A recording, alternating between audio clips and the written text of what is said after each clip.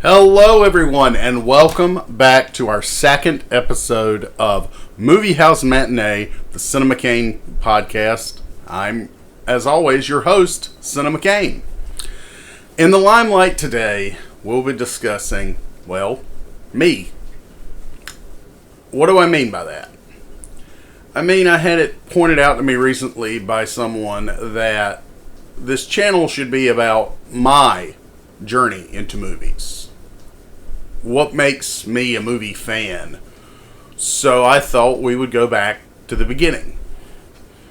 And what I mean by that is November of 1986, when I was 3 years old and I saw my first movie, An American Tail, produced by Steven Spielberg and directed by Don Bluth.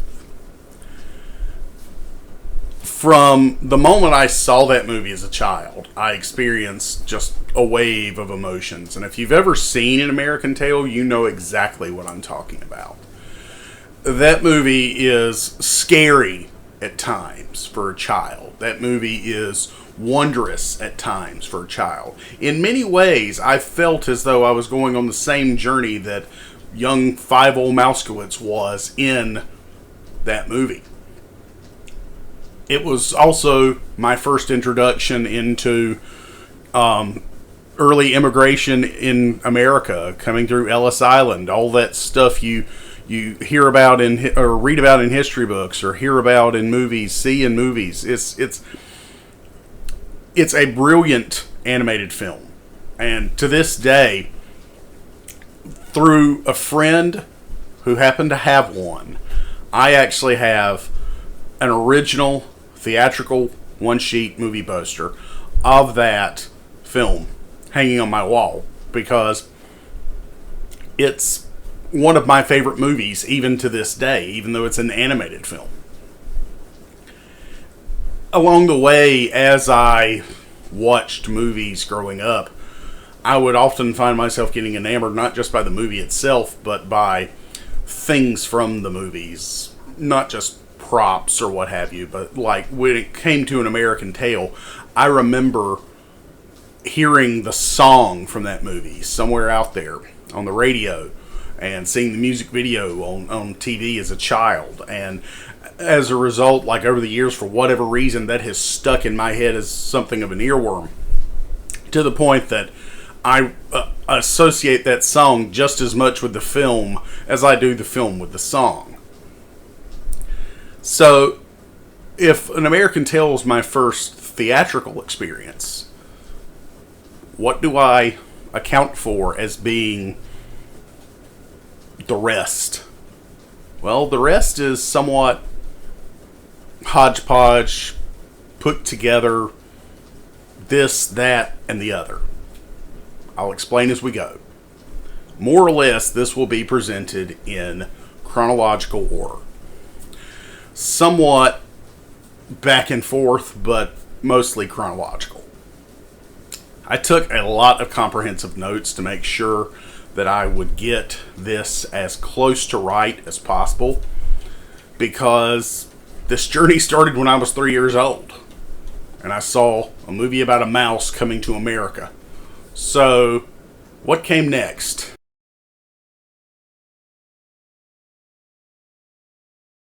Well, believe it or not, even though VHS tapes were somewhat expensive in the 80s, there were a handful that my family owned in the mid part of the 80s, at least, that definitely helped make me into the person I am today.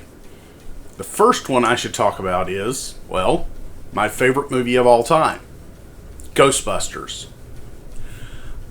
I do not know for a fact how old I was the first time I watched Ghostbusters. What I can tell you is that I had the movie completely memorized from start to finish. I could tell you every line of dialogue, and I could tell you what scene they were in just based on one line.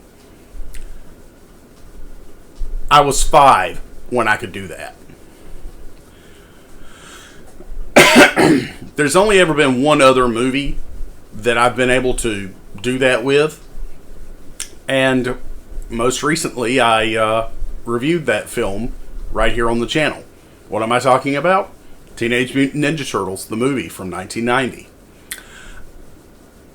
Those two movies in particular, Ghostbusters and Ninja Turtles, were movies that I remember specifically owning 2 copies of growing up, because I watched them so much that I wore them out. So I had to get another copy. The thing about both of those movies is that it's more than just a kid memorizing his favorite movie, because both of those movies had some sort of magic in them that still makes it to where I want to watch them today. And for whatever reason, good or bad, I remember those movies so fondly, wanting so badly to be a Ghostbuster. I was never going to be a Ninja Turtle, but, a Ghostbuster was feasible, because at least they were human. But, when it came to Ghostbusters in particular, I had, just like with Ninja Turtles, I had the toys, I had the cartoon series, I had the live action movie, I had the sequels, but there never came a point where I felt like I outgrew those things from my childhood. They've always been here. I'm not a tattoo person. I never have been. Doesn't necessarily mean I won't ever be. But tattoos have just never really appealed to me. But I've jokingly said over the years that if I were to ever get a tattoo, I'd get the Ghostbusters logo and the Teenage Mutant Ninja Turtles logo on top of it, because those two properties have been with me for so long. And I just feel like there's a connection with those movies just within my own DNA for whatever reason. That said, moving right along, growing up, I had a ton of these.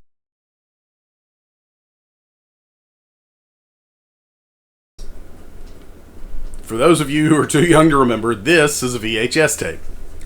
More specifically, a blank VHS tape.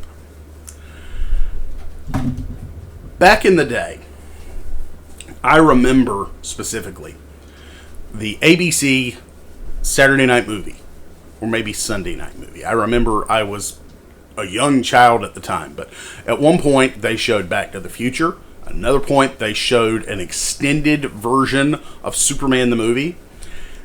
And at another point, they showed... I'm sorry, let me refer to my notes. Howard the Duck and The Karate Kid. I recorded all of these off of TV when they aired onto blank VHS tapes. And these blank VHS tapes would become my first real foray, for lack of a better word, into the world of cinema. Because my parents, for all intents and purposes, didn't really mind me recording movies off of TV because they were edited for television. So that meant that I was able to watch these movies that they might have had a slight issue with because they were edited for television, because all the bad words had been cut out. I don't remember specifically, but I do remember that because of commercial breaks in the VHS tapes that I just record the whole thing. I wouldn't stop the tape every time it went to commercial, just because that would be too much of a hassle, especially for a little kid. Because we're talking about me around age 8 to 10 at this point. And I remember I would record these things and I'd watch the tape backs. And now, because I have those old VHS memories from recording these things off of TV, when I watch these movies today on Blu-ray or streaming or on 4K, whatever the case may be, I instinctively remember, oh, this is the part of the tape where this particular McDonald's commercial was back in the day. This is the part of the tape where they advertised that next week's movie was going to be this. And that's what I associate with those earliest memories of recording these things off of TV. That plus the additional footage that would often get added back in specifically for the TV edit. Now, a lot of you today are used to a DVD or a Blu-ray or even occasionally a title you purchase streaming that comes along and, you know, it's got deleted scenes on it and you're able to watch the deleted scenes. Well, imagine if they edited the deleted scenes back into the movie, because that's what a lot of the additional footage was, and that's how a lot of it felt, was like, this feels different, especially if you were familiar at all with the original presentation of that film. As I grew up, I would occasionally get taken to the video store. The video store was a magical place to me. Growing up, there were 3 in my area. 2 that were mom and pop, but were also chains, if that makes sense. And of course, the big daddy of them all, Blockbuster. Blockbuster and those 2 mom and pop places. I remember renting those things growing up. And I remember thinking to myself, wow, how can someone have so many movies in one place? And that's funny, coming from a guy who collects physical media and who currently has a combined collection of DVDs, Blu-rays, 4Ks that ranges just under 2,000. Yeah, so. But my thing is, I remember I'd get lost in those aisles, looking at the various tapes and thinking, oh, that looks cool, just based solely on the artwork. And that's something that we've lost today in the age of streaming, is that ability to just get lost in boxes and boxes of artwork. And, you know, one of the things I remember is the tapes that I would come across that we had at home. Because, like I said, growing up, I had, you know, a handful of tapes that we actually owned that were not recorded off of TV or whatever.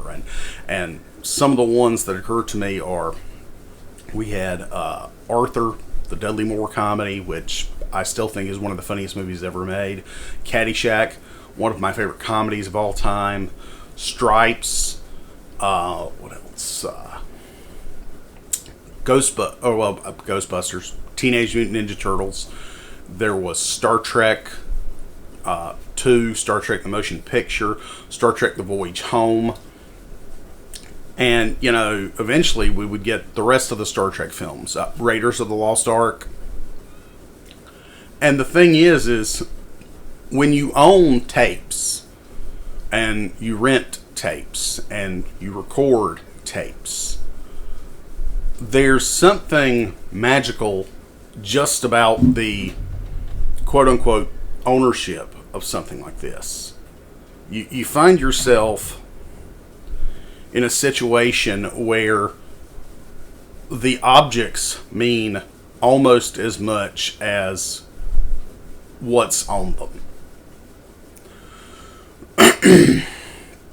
Now, again, I told you this is going to be mostly chronological, but there's going to be a little bit of back and forth. Well, something I unintentionally skipped over was, and if you were there, you remember,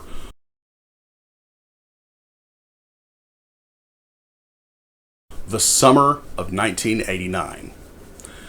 again, for those of you who are too young to remember, summer of 1989 was huge. It was packed with various big box office releases. You're talking Batman 89. You're talking Back to the Future 2, Karate Kid 3, Lethal Weapon 2, and of course, Indiana Jones and the Last Crusade. I feel like there might be a few that I'm forgetting, but I may be wrong. But you get the idea of just how packed that summer was. That summer, Ghostbusters 2. Ghostbusters 2. That summer, I remember specifically, it was the first time my dad didn't like to go to the movies. Primarily because of what a lot of people still complain about today. But he's gotten, I guess you could say, used to it at this point, because he enjoys going more now than he did when I was a kid. But I remember specifically that year in 1989 going to the movie 3 times, because I remember seeing Back to the Future 2, I remember seeing Indiana Jones and the Last Crusade, and I remember seeing Ghostbusters 2. Wow, almost forgot again. And those 3 theatrical experiences still are in my mind. I remember being in the theater and seeing those moments on the big screen and thinking, wow, this is the greatest thing I've ever seen. Growing up, I would also receive movies for Christmas and birthdays and what have you. And some of the ones I specifically remember receiving were for Batman, the Michael Keaton Batman movie, Who Framed Roger Rabbit, Peter Pan, the Disney film. And I remember, I would get these movies and I would watch them over and over and over. That brings me to my first real introduction to classic cinema, where I remember being around 4 years old and watching John Wayne movies, westerns, on the couch with my dad and my late grandfather.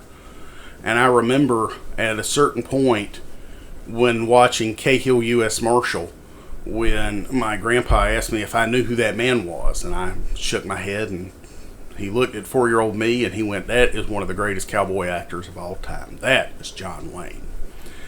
And I reminded my dad of that recently, and he just got a big grin on his face. Because there's not much in this world that my father and my grandfather both loved as much as a good Western, but specifically a John Wayne Western. And I also remember watching The Cowboys with my grandpa. And those were my earliest real classic movies, like what people would consider a classic at that time. And that was when I was around 4 years old. But then something interesting happened where when I was 5 years old, I had to stay home sick from kindergarten because I had strep throat. And I remember my dad, the way that my dad kept his VHS collection when I was a kid was there was a movie in the center of the VHS collection, and anything this side I was allowed to watch. Anything on this side I was not allowed to watch.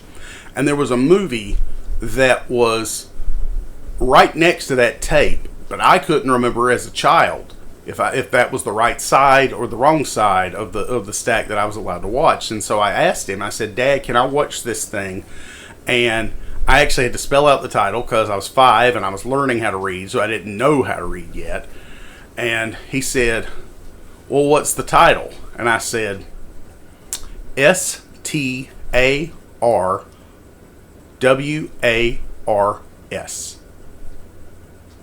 Star Wars. My father had recorded via satellite off of HBO all 3 original Star Wars movies and put them onto one extended play VHS recording. And since I was going to be at my grandma's that day, he just grinned and said, "Yeah, I think you'll like those. Take that." So I spent the entire afternoon, mind you, after The Price is Right, and sitting on my grandmother's old couch, in her living room watching Star Wars. To this day, of all the things I watched off of recorded VHSs as a child, my original viewing of the Star Wars trilogy before George Lucas monkeyed around with it is one of my favorite memories of all time. And it's a movie that holds a special place in my heart. That trilogy holds a special place in my heart. And I remember the first time I watched it and how it just completely took over my personality for all of about 3 weeks, just because I was quoting it constantly. I was, looking for excuses to try and dress like Han or Luke. And, my dad, in the late 70s, my dad purchased a Darth Vader mask from the magic shop at Disney World. And he purchased it, and it sat in a closet in our house when I was growing up. And finally, after watching those movies, I understood what that mask was, and I couldn't see out of that thing. But it didn't matter, because I wanted so much to live and breathe Star Wars for that 3-week period. And I wore that mask, and I wore a cape, just walking down the hall and pretending to force choke things and pretending to use the Force, and just, I loved Star Wars. And that was my Star Wars experience. I mean, when you're sick as a kid, it sucks. Because yes, you get to stay home, but you feel like crap, so you don't want to do anything. So getting to just, escape into a galaxy far, far away was so much fun. Now, all of that said, my Star Wars experience would grow slightly in a better way.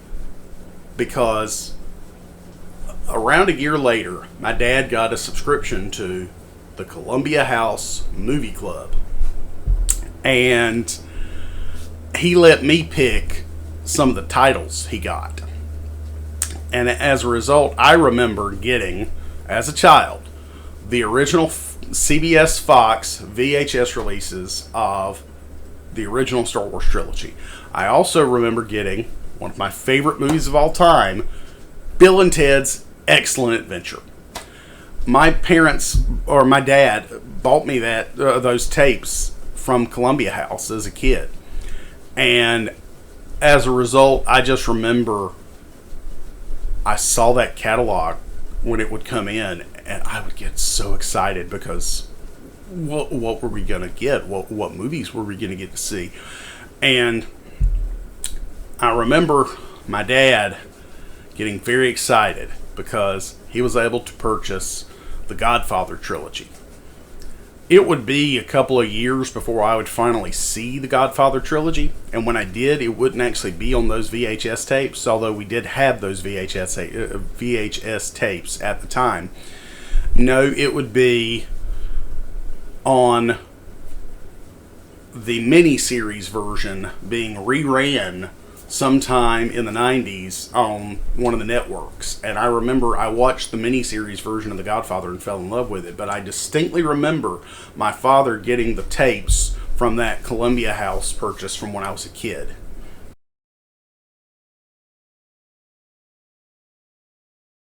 Now, in the summer of 1993, one of my favorite movies would get released.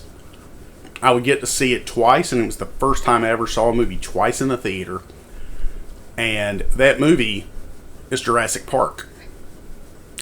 To this day, the original Jurassic Park is one of my favorite movies of all time, and it's probably my favorite Spielberg movie. I'd put it higher than E.T., I'd put it higher than Raiders, I'd put it higher than, well, pretty much anything he did, just because there's a moment in Jurassic Park where I become the Sam Elliott character every time I watch it.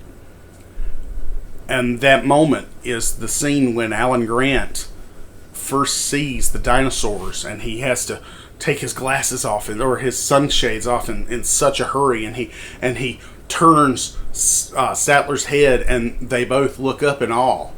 And in that moment, I'm transported into that movie, because those dinosaurs, CGI or not, for 9-year-old me at the time, became real.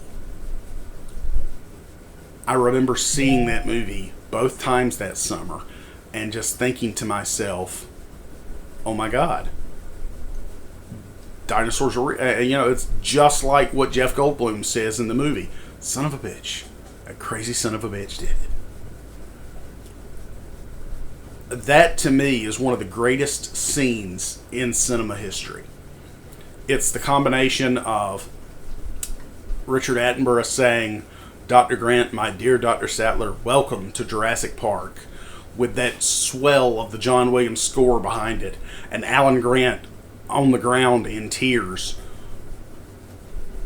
saying, they're moving in herds. They do move in herds. I don't know why, but for some reason, that scene grabbed my imagination more than anything else in that entire movie. I mean, I love that movie as a whole. That movie is perfect, in my opinion. But that scene had me from the moment it started.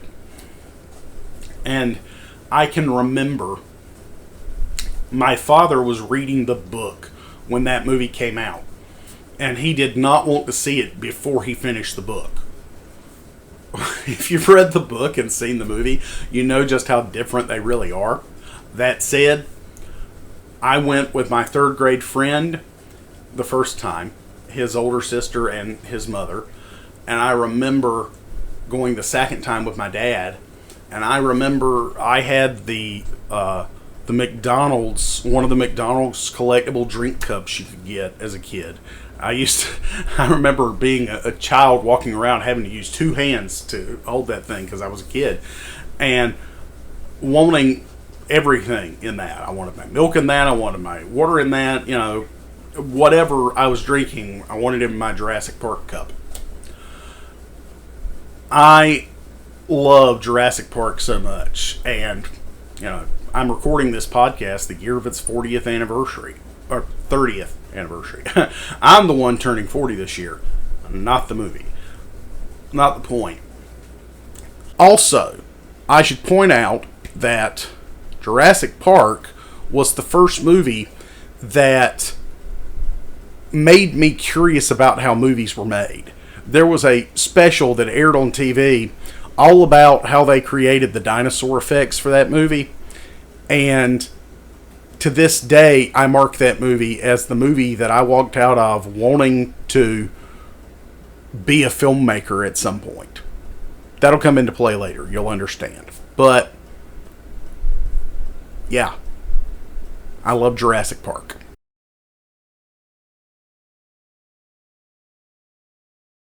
In the early 90s, I was a huge fan of the cartoons Tiny Toon Adventures and Animaniacs. If you're watching this and you're a 90s kid, you were probably a fan too. I remember I watched these shows oftentimes with my father, and occasionally a joke would come on that would go over my head, but he'd be laughing hysterically. And I remember one time in particular, my father and I were watching this, and a Marx Brothers reference came on. And he got really excited when I asked him what was so funny, because he goes, "Oh my gosh, son, I've got to show you something." And hanging on my father's office growing up was a poster for the Marx Brothers movie Animal Crackers. And my father took great pride, and to this day, I love the Marx Brothers. My father introduced me to Duck Soup, Animal Crackers, A Night at the Opera. So many, too many to count. And I've seen all the Marx Brothers movies. I own them all on physical media. And I owe so much to me being introduced to the Marx Brothers because my father loved them, but also to Tiny Toons and Animaniacs for making it something that my father and I were able to share. Not only did those shows, harken back to the Looney Tunes that I was growing up on and that my father had grown up on, but it gave us something else to share in the process. So I'll forever be grateful for those cartoons for introducing me to the Marx Brothers by way of my father.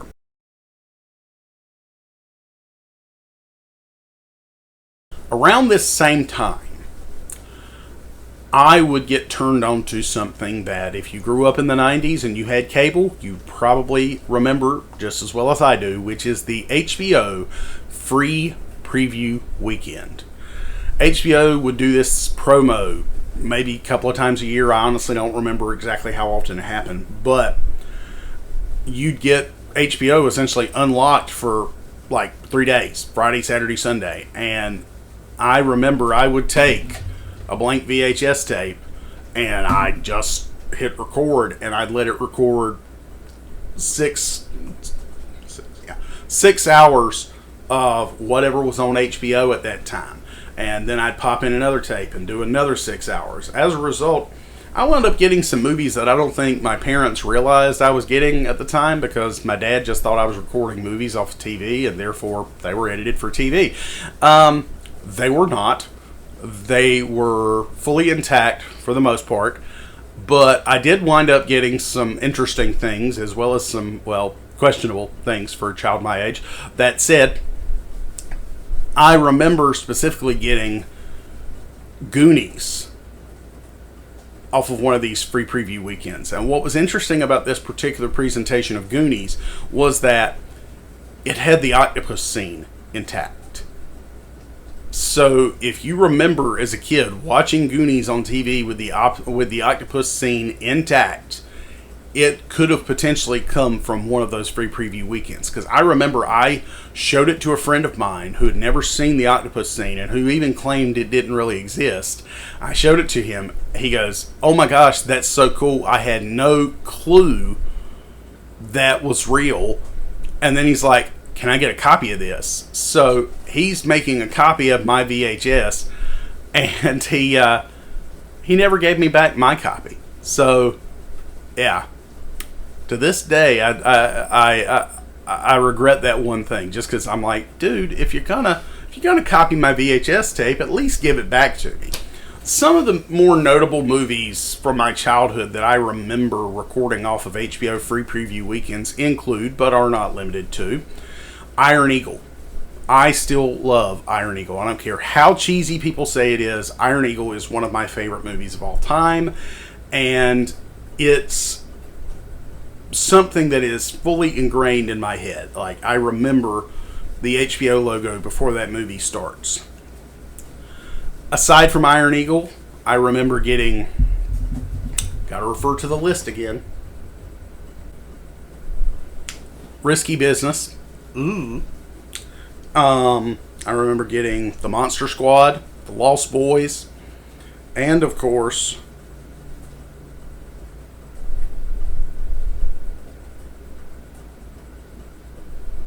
there were also movies like Taps. Free preview weekends were really good to me as a kid. I remember getting in the late '90s. I remember recording Boogie Nights in the late '90s, and that opened my eyes, you could say. When you're a kid who has a VCR and you love movies the way that I love movies, this is the kind of thing where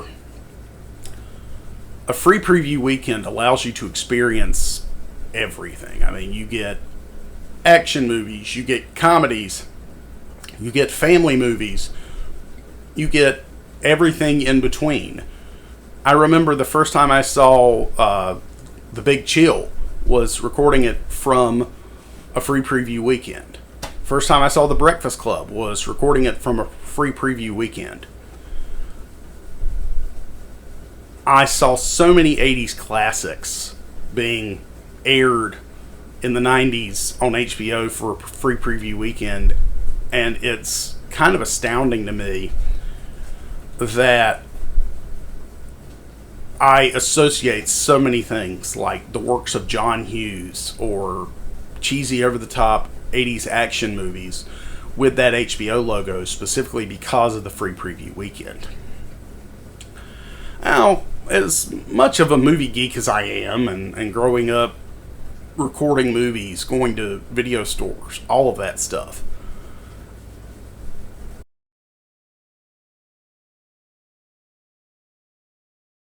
I was also a heavy kid. I'm still a relatively heavy adult, but I'm nowhere near as heavy as I was when I was younger. That said, there are two movies I want to speak to that in particular that as a fat kid growing up who was constantly bullied for his weight helped me to realize that just because I was the way that I was as a young man didn't make me any less. Those two movies specifically, if you grew up fat, you probably know the two I'm going to speak to. Angus and Heavyweights. Angus is a dramedy, and I mean that in the best way because it was marketed as a comedy, more specifically like an outrageous, raunchy teen comedy. It's so not that. But it was a dramedy. It had its very funny moments. It had moments where you kind of went, does that belong in this movie? It makes a lot of sense if you look up the behind the scenes information on the film. But this movie made me feel like I could do anything. Because the main character is a fat kid who learns to stand up for himself. And I remember I bought that VHS and I wanted to see the movie from seeing the trailer because it looked like it was going to be a funny movie. While it was not what the trailer had promised, it was so much more to a fat kid who needed some self-confidence. Now, on the other hand, is Disney's Heavyweights. Heavyweights is a movie that was written by Steve Brill and Judd Apatow. Now, Steve Brill did the Mighty Ducks trilogy for Disney. Judd Apatow, I feel like, needs no introduction, but there you go. And Heavyweights is a movie about a fat camp where these kids learn to stand up to their bully, who in this case is a man named Tony Perkis, played by Ben Stiller. And it's a brilliant movie, again, about chubby kids being picked on who learn to stand up for themselves. It's wackier, it's funnier, it definitely has more of a teen / kid friendly sort of aesthetic, in my opinion. But I love that movie almost as much as I love Angus. Probably love Angus just a little bit more. But those movies helped kind of guide me to have more confidence as a kid, because if those guys can do it, so can I.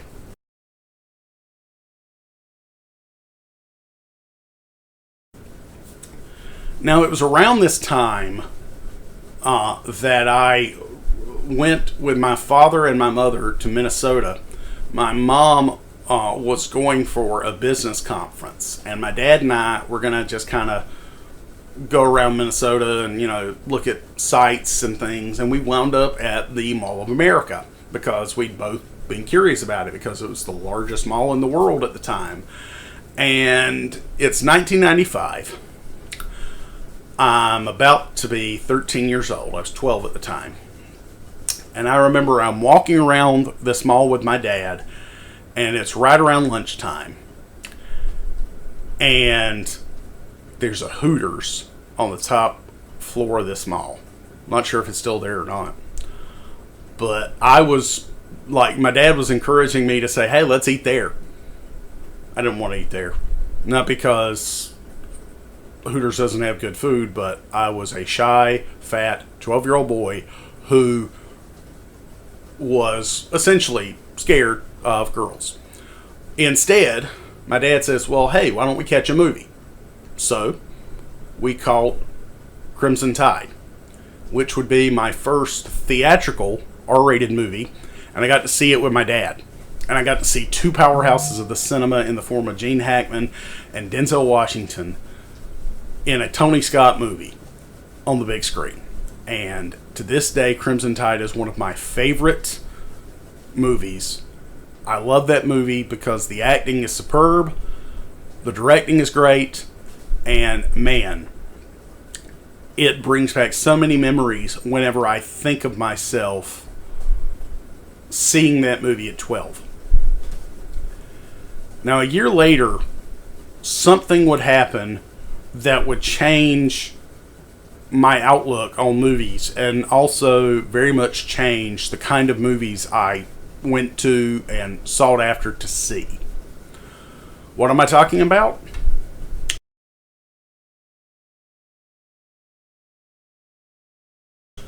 I'm talking about 1996 and a little movie that asked a simple question. Do you like scary movies? What's your favorite scary movie? I rented Scream, and I recorded it.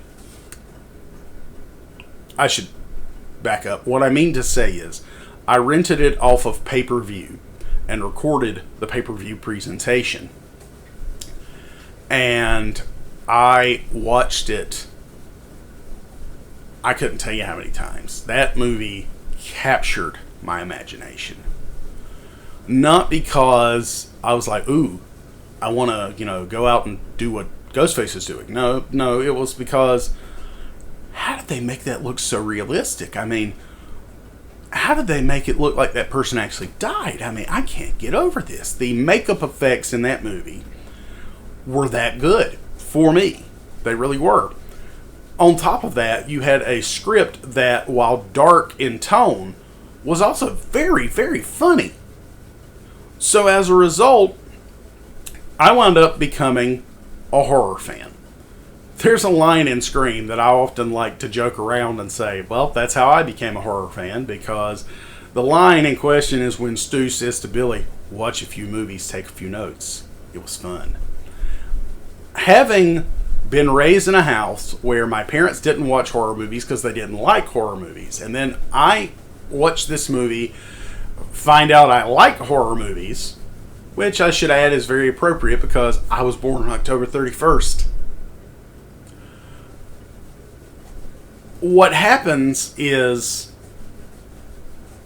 I wound up thinking to myself, well, what do I know about horror movies? Do I just go out and grab any little thing? But then I realized I'm watching a movie that references horror movies. So one time while watching Scream, I literally took out a notebook and started making notes of horror movies I wanted to see.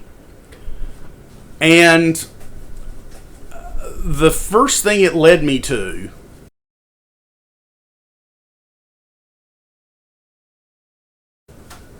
was John Carpenter's Halloween. I know you're kind of surprised because that was a Wes Craven movie, and why didn't it lead me to Nightmare on Elm Street? We'll get there. Halloween, because of my birthday, was a movie I was interested in seeing because it took place on Halloween. I went out and I bought the Good Times Home Video VHS. If you know anything about Good Time Home Video, it's cheap, and generally the quality of the film is bad in its presentation. Somehow that worked for Halloween. I'm guessing it was sort of a grindhouse effect. But I loved Halloween, and I couldn't wait to get on to the next thing. So I very quickly, through rental and whatnot, watched all of the Halloween movies. For a very long time, I only owned Halloween 1 and 2. But eventually I would collect the entire franchise on VHS. But I wanted badly to see Friday the 13th because I remembered specifically seeing ads for Jason Goes to Hell a few years earlier. And So I knew that Jason was part of the Friday the 13th franchise. So I decided, well, I should probably figure out a way to watch those. So every so often I would actually pick up the TV Guide and flip through it to see what was playing on movie channels or whatnot, just to see what was coming up. Friday the 13th was not playing on movie channels in the late or mid 90s.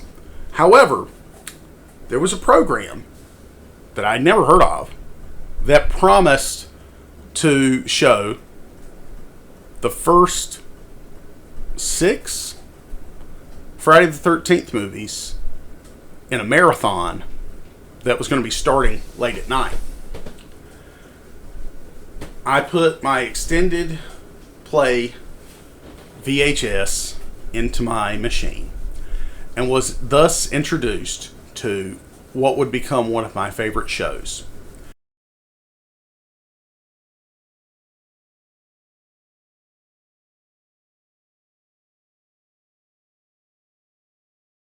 And one of my favorite late night horror hosts.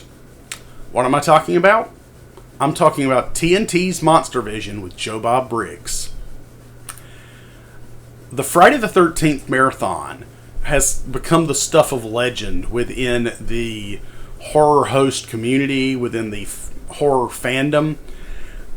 That marathon showed Friday the 13th, Friday the 13th Part 2, Friday the 13th Part 3, but then, and I never forget because Joe Bob got very upset because Joe Bob would come on in the middle of the movie to talk about the movie briefly. And when it was time for us to get to Part 4, turned out somehow, for whatever reason, TNT couldn't get the rights to Part 4. So instead, we had to skip right to Part 6, or no, right to Part 5, rather. What's notable about Friday the 13th Part 4 is that Corey Feldman is in it and has a fairly major role. Crispin Glover is also in it. Fun fact. But that movie was not going to be included in the marathon. So you get the first 3, but then you go to Part 5, and then you go to Part 6. So it was a 5-movie marathon, but missing Part 4. As a result, I remember when he said what he did about we weren't going to be able to watch Part 4, knowing nothing about the franchise, I immediately got upset and kind of like, oh man, I was really looking forward to getting to watch all of these. Well, just wasn't in the cards. So I stopped the tape when I was rewatching it. I stopped the tape after Part 3. Went to the video store, was able to rent Part 4, watch Part 4, came home, finished watching Part 5 and 6. So my first experience viewing the Friday the 13th franchise included 5 films not edited for television. Or I'm sorry, 5 films edited for television. Part 4 unedited for television. Part 7 and 8 unedited for television. And the unrated version of Jason Goes to Hell. I was in like 7th grade. Yeah. And the thing of it is my parents by that point had realized I was mature enough to watch this kind of thing. So they allowed me to, under the proviso that if questions popped up from what I was watching, that I would ask them those questions. And I always did. It's very open and honest with my parents. And so after Monster Vision and discovering horror movies, I was rabid. I went to the video store every weekend looking for movies. What do you have? What do you have that's a horror movie that I haven't seen? Oh, I need to see Carrie. I need to see this. I need to see that. Growing up, I didn't like reading. I love reading now. It's because I had to do 2 book reports in middle school or high school. I don't remember which now. And it was because of my love of horror movies that my father actually suggested go get a couple of Stephen King books and just do your book reports on them if you can just pick whatever you want. At least that way you'll be reading about a thing you enjoy. Haven't put books down since. So yeah, horror movies not only opened my eyes to different kinds of movies and different styles of movies, they also created a way for me to get into literary works.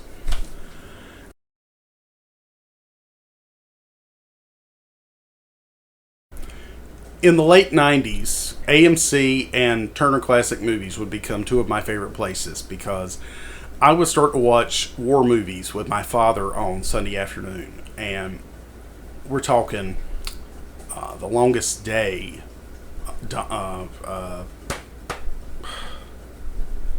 Midway, Battle for Britain, The Great Escape, The Dirty Dozen, and also Bond movies. I mean, they would also show those on Sundays sometime, and so some of my earliest memories of a Bond movie are watching Bond movies recorded off of television or while they were airing on AMC or Turner Classic Movies. And it's a good thing to me that my father would occasionally say, hey, come in here, good movie's about to start, because I love classic movies. I truly do. That said, sometimes I don't often think to go to the classic section as often as I should. I thoroughly enjoy and love movies like The Maltese Falcon or Casablanca, Breakfast at Tiffany's. I like these kinds of things, and yet I don't think to go after them, to watch them as often as I should. That said, Turner Classic Movies and my father helped me to discover a love for classic cinema.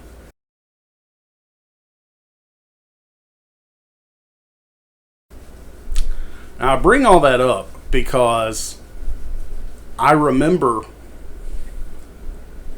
two things happening in 1997. One, I would get my own Columbia House subscription. And I remember I bought Scream, Scream 2, Disturbing Behavior, The Faculty, Men in Black, Independence Day, and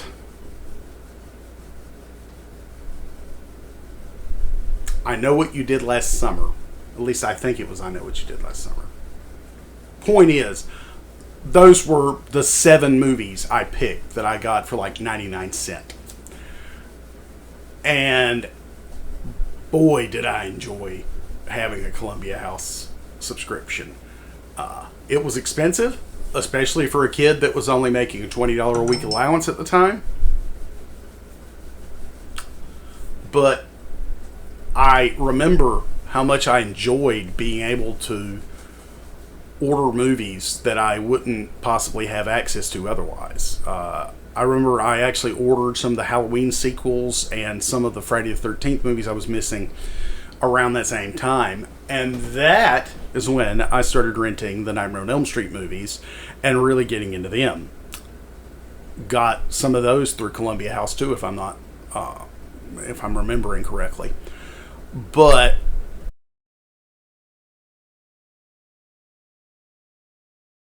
also in 1997, the Star Wars Trilogy Special Edition came out. And for the first time, I finally got to see those movies on the big screen. I thoroughly enjoyed that experience. I bought the VHS tapes when they came out. I don't think I bought those through Columbia House. I think I just picked those up wherever I saw them. But I remember purchasing them. And the more times I watched them, the more I found myself going back to my original CBS Fox VHS tapes, because I didn't really enjoy a lot of the changes that they had made. So, what did I do?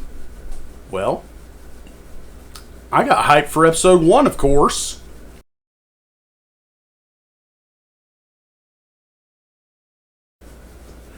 If you were around in 1999, you remember the hype around episode 1. It was huge. It was massive. And I remember watching the trailer multiple times. A friend of mine recorded the trailer off of TV, and I remember we watched it like 20 times back to back. And after the 20 times watching the film, I remember thinking, or 20 times watching the trailer, I remember thinking, man, I hope this movie's good. Because there were elements of the CGI that didn't appear finished in that trailer. And I remember finally seeing the movie like 4 or 5 days after it came out, because it was just so full those first few days. And I saw that movie 3 times, and each time was an experiment in futility, trying to explain in my brain that this was a good movie. In hindsight, I have a lot of nostalgia for episode 1, but to say that it's on par with the original trilogy is just not accurate. It's not on par with the original trilogy. It's not a great movie.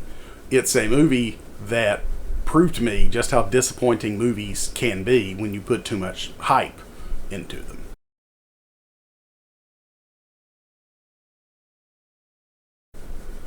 That said, 2 years later, Lord of the Rings, Fellowship of the Ring would come out.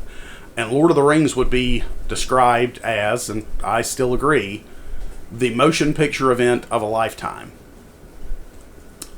I love the Lord of the Rings movies, and in all honesty, that Lord of the Rings trilogy, particularly the extended editions, is one of my go-to movies. I love what Peter Jackson was able to accomplish with those films.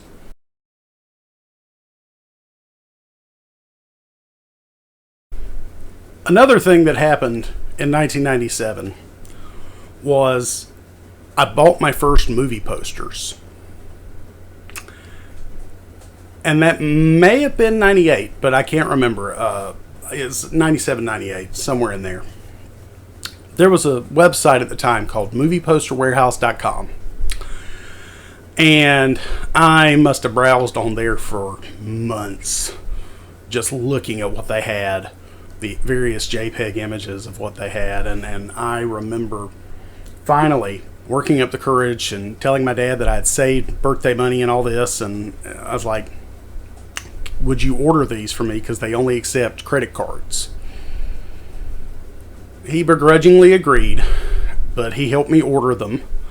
And when I was in early high school and middle school, these 3 posters for Scream, Child's Play, and I Know What You Did Last Summer adorned my walls. Child's Play 2 specifically. Had I realized at the time that the Child's Play 2 poster was actually an original theatrical poster, I don't think I ever would have gotten rid of it. Some of the other posters I ordered from this website over the years that I would later discover were original theatrical posters include The Matrix and Nightmare on Elm Street Part 5, Wes Craven's New Nightmare. What else? Scream 2, Scream 3. Yeah, that was a great website. And man, if I had known at the time that those posters were original theatrical posters, I never would have gotten rid of them, especially in the way that I did, because I threw them away. To think.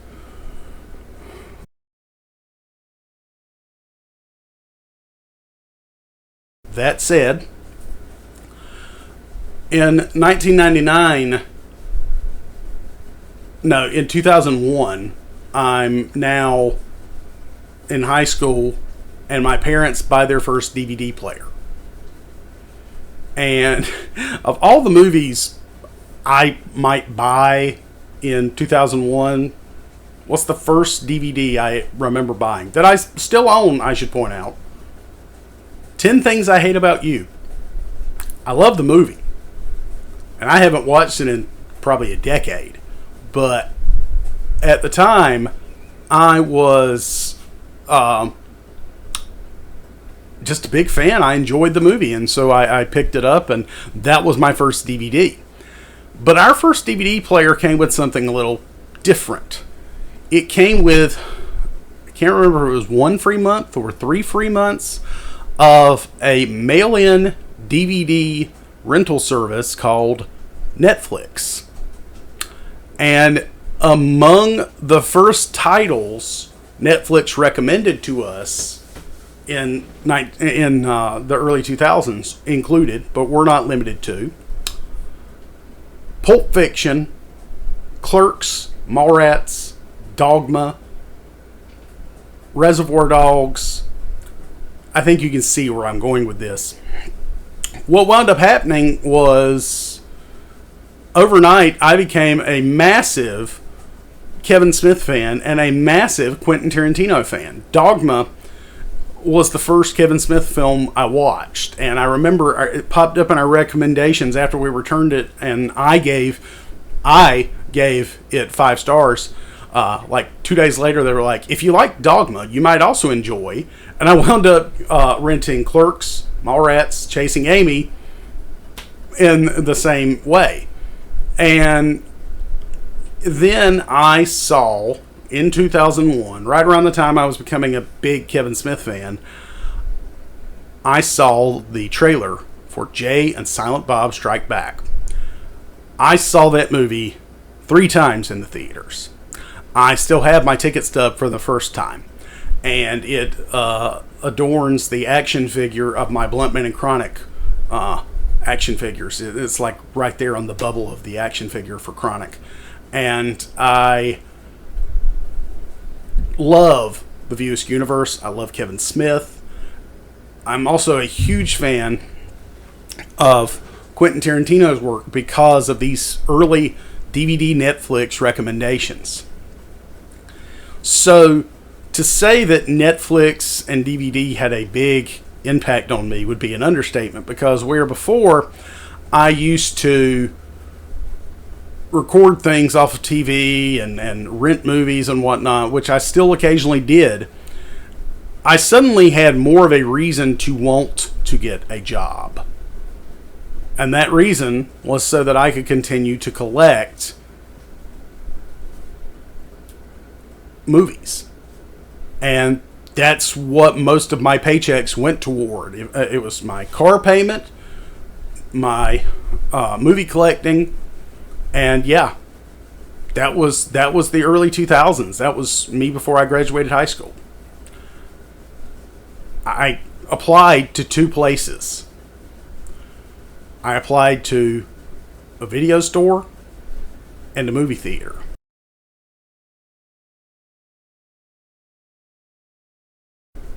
And I worked from 2002 to 2010 in a movie theater. The opening weekend I started at the theater that I worked at was the Tobey Maguire Spider-Man, May 4th, 2002.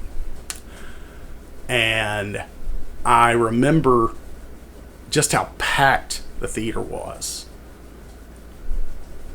I loved my time working at a movie theater. I really did. And in fact, some of the people I worked with are probably watching this right now. Hi. First 3 years, I was just an employee, working the box office, the concession stand, cleaning up theaters, tearing your tickets. But then I became a projectionist. And some of my favorite memories of that job are those late nights building movies, breaking down movies, showing midnight shows of Lord of the Rings, The Two Towers, and of course, the second Harry Potter movie. During this same time, I went to film school. It was an overpriced, fairly well-known film school that I will not bring up here. If you know, you know. If you don't, it's not really worth worrying about. But I love the education I received there, because I did receive a very good education. I learned about things like cinema verite. I learned about the French New Wave. I learned about New Hollywood. All things you can read about. I'm sure there are videos covering the various subjects here on YouTube. I loved my time working at a movie theater. Even though I loved my time working at a movie theater, I desperately wanted to be a filmmaker. And even though I got a great education, I've yet to be able to find the wherewithal within myself to put myself out there and actually make a movie. And I honestly don't think that I necessarily have it in me the way that I did 15, 20 years ago. My passion for film has never truly died, and the theatrical experience is something I still cherish.